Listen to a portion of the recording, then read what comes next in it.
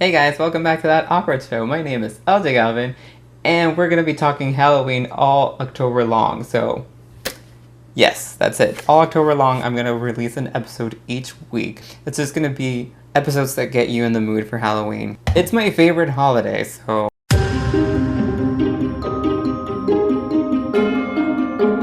So I'm a very big fan of Halloween, and I want to talk to you about some movies that I would recommend watching to get you in the mood, whether it's for decorating, or maybe figuring out what your costume's going to be for the party that you're going to, or just for the fun of it. I mean, it is the time to get scared and just, have fun. So here are the 10 movies that I recommend for this Halloween season. Number 10, VHS. VHS is a cam footage movie that's been used a lot lately, like that Blair Witch Project that started it all, except this one is kind of an anthology of little short films, and they're all pretty spooky. If you are prone to having a little bit of motion sickness, I don't recommend this movie. I have to pause it like every short that it had. It's like every 15 to 20 minutes, but it's definitely a really interesting project, and the shorts were very good. The creepiest part is that nobody has VHS anymore, so what would be the alternative? Number 9, Tales of Halloween. So speaking of shorts, Tales of Halloween is another anthology movie that divides the whole film into 10 different shorts, all directed by different people with characters that sometimes appear in each one of the shorts, but at the same time they're completely different depending on the story. Some of them are really scary, some of them are kind of campy, but it all works together because that's what Halloween's all about. It's scary, it's campy, it's fun, but at the same time gives you a little chill. Number 8, Trick or Treat. So speaking of anthology movies, this would be like the epitome right now. It's the most current one that I've seen that's really good. It's directed by Michael Dougherty.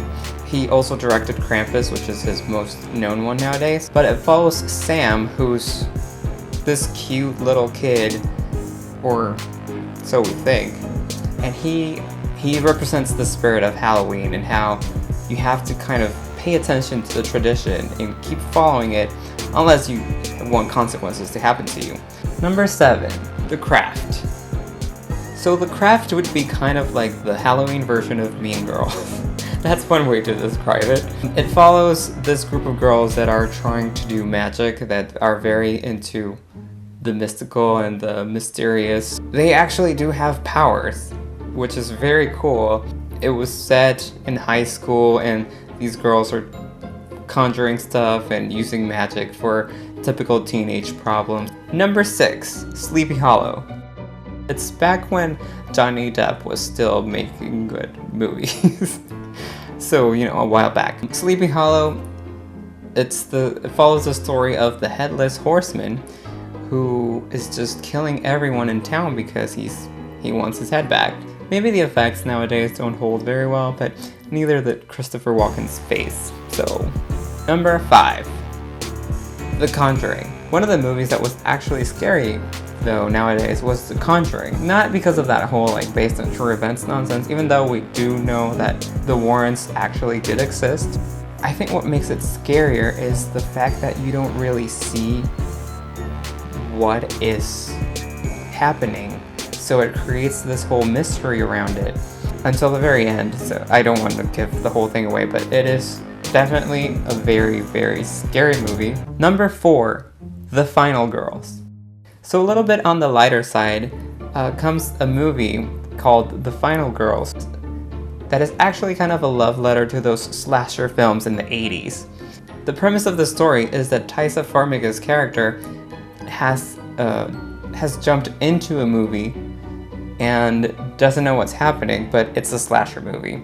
So also she knows all the rules of the slasher movies thanks to Thomas Middleditch, but it's set in the 80s, so they have to figure out a way how to jump out of the movie and also survive the killer. Number 3, Nightmare Before Christmas. So I wasn't really going to include this one because I think it should be obvious that you should be watching Nightmare Before Christmas during Halloween season. And it basically follows Jack, the Pumpkin King, who is the ruler of Halloween Town. So basically he's very bored at his job of being the Halloween King and goes on to see what else is out there.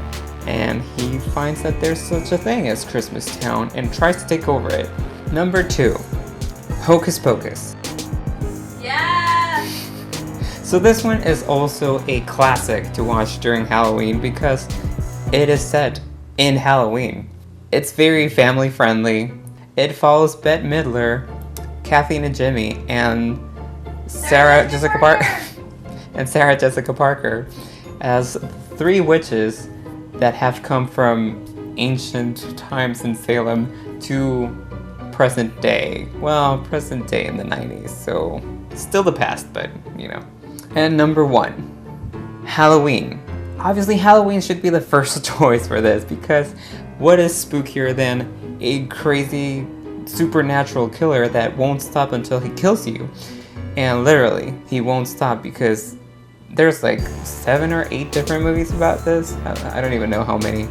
And he just keeps coming back. And I know I just said 10, but if you have a chance to watch Halloween, also watch Halloween 2, which follows the events of the first one, like right where it left off. It is very cool. It's just look at it as just a big movie. Just if you're binge watching like some Netflix show or something, just watch both Halloweens in one night. They're very good.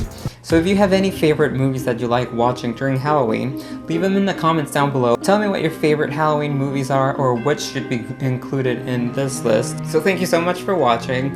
If you can, follow me on social media, Facebook, Twitter, Instagram, Snapchat, and also visit our website, thatawkwardshow.com. And as always, don't forget to subscribe. See you next time.